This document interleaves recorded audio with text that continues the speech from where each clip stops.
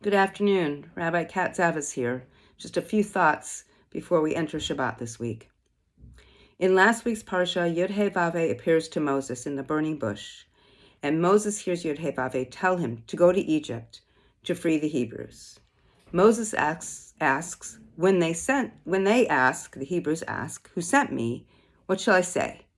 And Yod-Heh-Vav-Heh says, tell him that Ehyeh Asher Ehyeh, I will be who I will be, sent you. In this week's Parsha, God speaks to Moses and says, I am Yod-Heh-Vav-Heh. What can we understand this name to mean, Yod-Heh-Vav-Heh? In Hebrew, words are formed through root letters. The letters He, Vav, He mean to be, the verb to be. As they appear in the divine name, He, Vav, He means being, as in the present tense.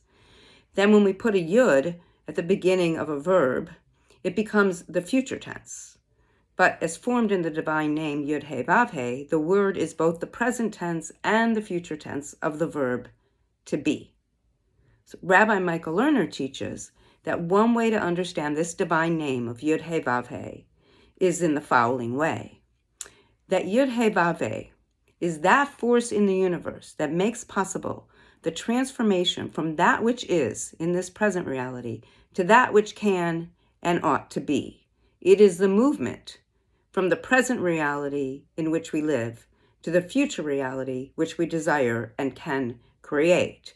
So Ehyeh Asher Ehyeh, I will be who I will be, means I will be who you help me become, what you make me into being. This is the foundation of liberation theology. The divine source of the universe can be understood to be that energy that brings forth liberation and that calls us to participate in that process.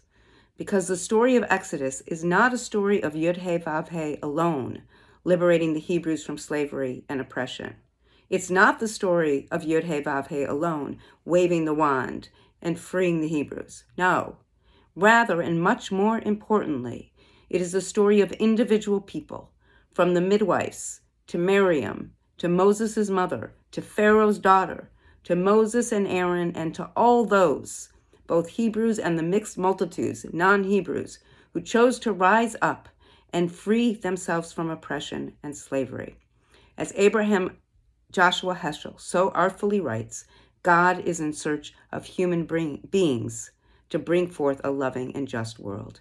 As I watch the protests, rallies, marches, city and state resolutions, and other actions and efforts across the globe to call for an immediate ceasefire in Gaza, I see the same human beings from all walks of life, people from all races, all genders, ethnicities, religions, and nationalities, responding to the cries of the Gazan people heard through the divine ears of human beings, standing up and saying no to oppression and yes to liberation.